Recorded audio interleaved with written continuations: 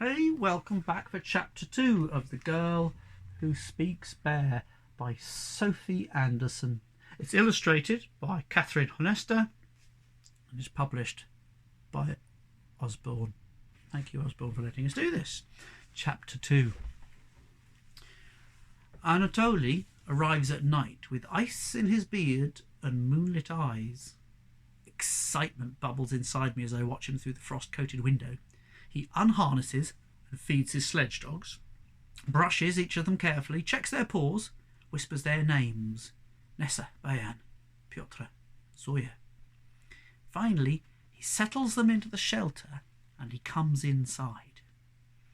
He ducks through the doorway, huge as a bear in his deerskins and furs, but once he peels off his layers and sits by the fire in his threadbare rubacha tunic, he looks thinner and older than I remember. There are deeper wrinkles around his silvery eyes and more white hairs in his lopsided beard, which doesn't go evenly because of the burn scars on his cheeks. But his smile is the same. He looks down when he smiles and flushes pink as a bullfinch's belly. It's been 2 months since Anatoly last visited, and though that feels like forever, it's not that long. Sometimes there's half a year or more between his visits, other times a few weeks. I wish he visited more regularly. I miss him when he's not here and spend too much time wondering about when he'll come. Anatoly lives alone in the forest, hunting, fishing and trapping animals to survive. No one in the village knew he existed until about 10 years ago, when he turned up on Mamochka's doorstep asking for an ointment to soothe his burns. They were old scars from a forest fire years before, but he said they still ached and itched at night. Since then, Anatoly has visited at least once a year, and often many times more. So occasionally he stays for a night, sleeping by our fire, and the people of the village tease Mamochka and say he's her sweetheart, but she just laughs, says you can't have a sweetheart who spends all their time hiding in the forest. But her eyes shine brighter, and her smile spreads wider when he visits. You look like you haven't eaten since we last saw you. Mamochka pours Anatoly a cup of tea with lemon, passes him a basket of pleniki, soft spiced cookies with a glaze as white as the snow outside. Mamochka is small, half the size of either Anatoly or me, but she takes up more space. She bustles around, strong and unstoppable, filling the room with as much movement and life as a flight of doves. Anatoly sips his tea, bites a pryanik, and colour floods into his face. I've eaten well, but I've been in the far north these last months, and the cold makes me thin. What did you find? I ask, tingling with anticipation for the story. When Anatoly comes out of the snow forest, there's always a story. When I was young, I believed all of Anatoly's tales, whether they were about wolf packs hunting over moonlit snow or fire dragons leaping from volcanoes, because his stories came from the forest. Like me, they felt like clues to my past. Well, now I know that Anatoly's stories aren't just stories. Mamochka's told me often enough, but still I like to believe them. In the moments when he tells them, and sometimes afterwards, in the depths of night, when the branches outside my window shine silver, and I can't sleep for thinking about what secrets the forests hold. Anatoly smiles his shy smile, and reaches deep into his pocket, and he pulls out his map. He smooths the tattered old paper over the low table between us, and I search for the new mark. There's always a new mark, hidden somewhere amongst the inky trees to show where the story begins. Here's the village. Anatoly points to the neat drawing of the village on the southern edge of the map. And here is your house. His finger hovers over my and Mamochka's house, which is marked by 2 small hearts inside a square. Anatoly always points out all the features on his map, even though I've seen it many times before. I could draw it from memory, but I don't mind. I like listening to his gentle voice rumble against the crackling of the fire, and I like watching his calloused fingers skate through the sketched forest. It also gives me a chance to find the new mark on my own. The mark might be a large feature, like the picture of a crumbling castle that appeared last year to go with the story about a bear who'd once been human, or it might be a small feature, like the claw hidden in a glade that sparked a story about how a lone baby girl stood up to a pack of wolves. Anatoly told me that story when I was very young, and I still have the wolf claw he gave me under my pillow. Sometimes running my finger along it makes me feel brave, but at other times the sight of the dark, thick hook as long as my thumb makes me pull my blankets tight around me.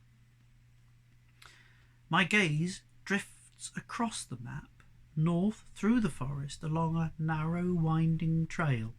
Creatures hide amongst the trees, wolves and wolverines, badgers and bears, snakes and squirrels. Past the first of Anatoly's 5 cabins, the trail disappears, so I follow the silver stream instead, its rippled surface dotted with ice floes and leaping fish. The Jäger house has moved again. I point to a drawing of a house with chicken legs, nestled in a pine thicket. Winter has been harsh this year, Anatoly nods gravely. The house got so cold its knees splintered. It stood up in the middle of the night and the crack sounded like thunder. I heard it over 10 miles away. It ran south, its feet pounding along the riverbank until it warmed up and settled in this cosy thicket. The Jäger who lives in the house wasn't happy at all, as she doesn't like moving closer to the living. You know, Jäger prefer dead souls. Dead souls? Houses with chicken legs? Mamochka folds her arms over her chest. She shakes her head. You fill her mind with nonsense, Anatoly. There's truth in all my stories, Anatoly says quietly. He glances up at me with a look of such sincerity that I want to tell him I believe every tale he's ever told. Instead, I rise to my feet and I open the long wooden box on the mantelpiece. Inside is my favourite ink pen, my own copy of Anatoly's map. I drew it myself the last time he was here, and although it's not as neat as his, I'm proud of it. I roll it out on the table and carefully draw the house, with chicken legs, in its new position. Mamochka disappears into the kitchen, still muttering about nonsense. She only believes in things that she can see for herself. But she wasn't always so dismissive of Anatoly's stories. When I was younger, she used to repeat them to me before bed in her matter-of-fact style.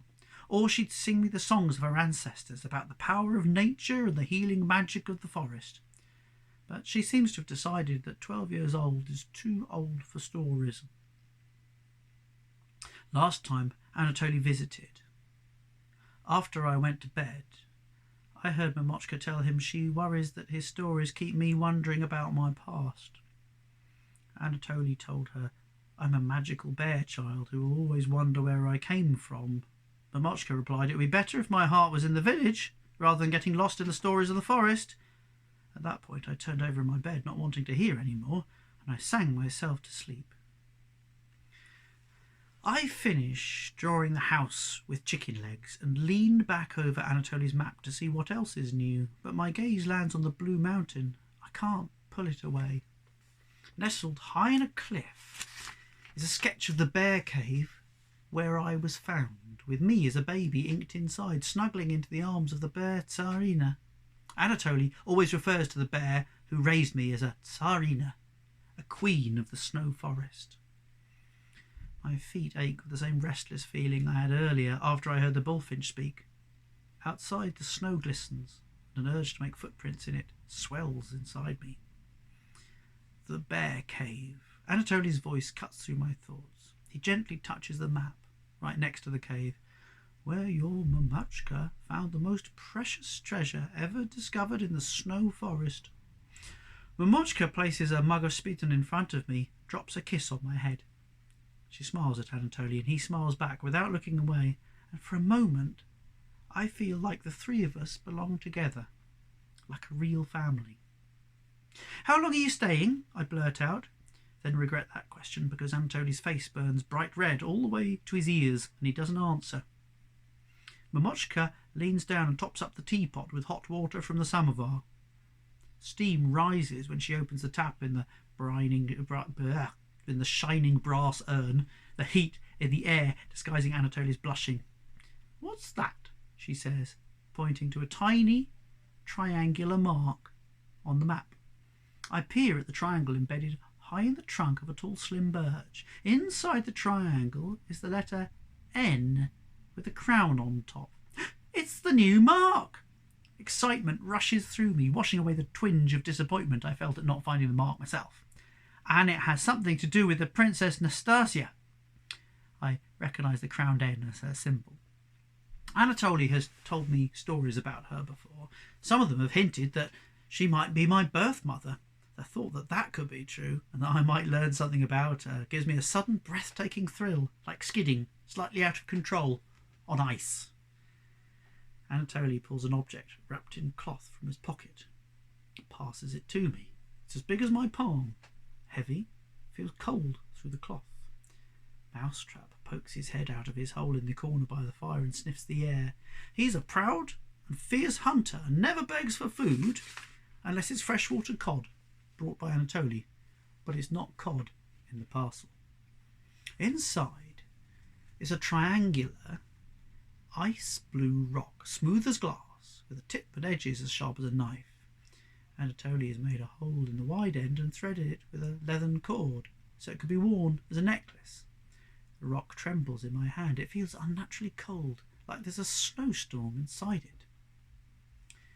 The corners of Mousetrap's mouth turn down when he realises there's no fish on offer, but perhaps he catches the scent of a story to come, because he edges closer, scoots up the back of my chair, nestles onto my shoulder, and stares at Anatoly expectantly. I breathe in Mousetrap's familiar smell of dust and earthy musk, and reach up to give him a stroke, but he pushes my finger away. Mousetrap loves sitting on my shoulder, but he doesn't like being fussed or petted. "Is this an arrowhead?" I ask, holding the rock up to the window so it shimmers with starlight. Anatoly nods. "It's for you. The Princess Nastasia's last arrow." His voice cracks a little, and he takes another swig of tea. "It's beautiful. Thank you." I lift the necklace over my head, being careful not to disturb Mousetrap, and I put the necklace around my neck. And then turn to show Mamochka. "It looks lovely on you," Mamochka smiles, "but with those sharp edges it doesn't seem very safe to wear." She raises her eyebrows at Anatoly, and he looks down apologetically. "Would you like to hear the arrow's story?" Anatoly asks. "Yes, please." Goosebumps shiver over my skin. Although I've heard stories about the Princess Nastasia before, I've not heard the one about an arrow. Mousetrap lets out a squeaky yawn, stretches, curls around my neck.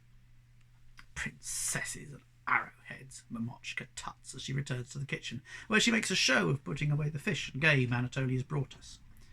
But I see her through the doorway, listening. Mamochka might not believe Anatoly's stories, but she's not immune to their magic. Perhaps Anatoly's stories are too fantastic to be true, but wrapped up in one of his tales, with the fire crackling in the hearth and ice glistening on the windows, I can believe that one day I'll find my own story, and it will shine as brilliantly as a clear night sky. "There is truth in my stories," Anatoly whispers as he passes me a pryanik. I smile, take a bite of the soft cookie. Then Anatoly begins, as he always does, with "Once upon a time." The Princess Nastasia's last arrow.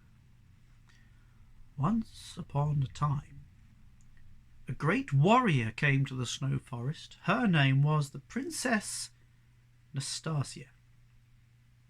She carried a bow over her shoulder and a quiver of arrows on her back, and with them she could shoot the twinkle from a star.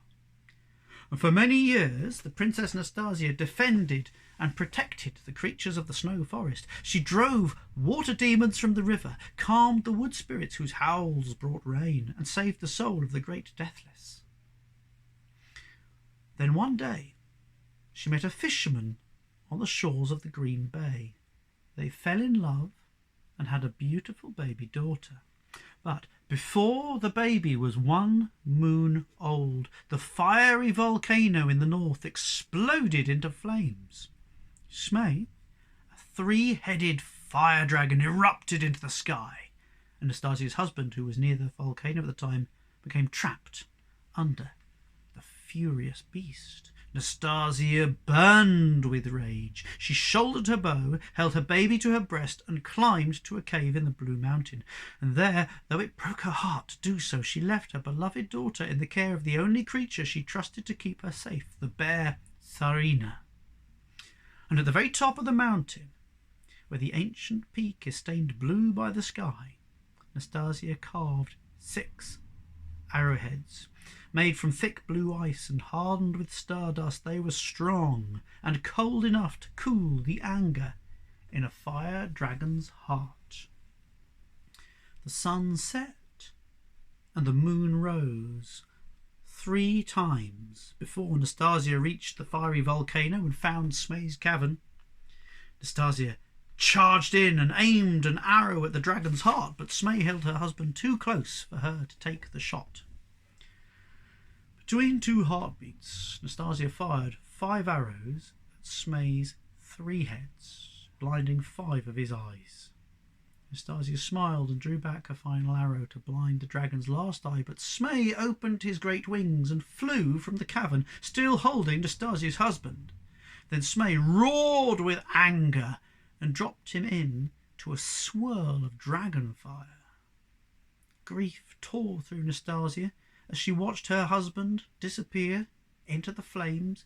Her chest crumpled. She struggled to breathe. She released her last arrow, but it missed its target. The arrow clipped Smay's wing, making him tumble through the sky and spitting fiery bombs and cinders. He collapsed upon her. There was no escape. High above, the last arrow flew on. It sailed over stars, carrying Nastasia's love and strength. It dipped under the moon, picking up moonbeams and magic, and it landed deep in the bark of a tall, slim birch.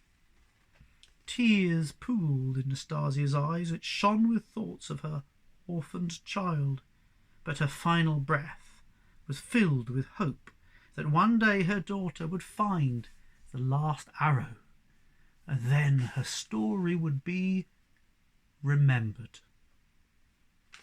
That's the end of chapter 2. Quite often in this book you get a kind of a story along with a chapter, so you'll hear quite a few of those, but you won't hear another one today because it's time for me to pack it in. Thank you for listening. I hope you're enjoying The Girl Who Speaks Bear by lovely Sophie Anderson. Thank you, Sophie, and I will see you all very soon. Be good, be nice to each other. Until then, bye bye, see you soon.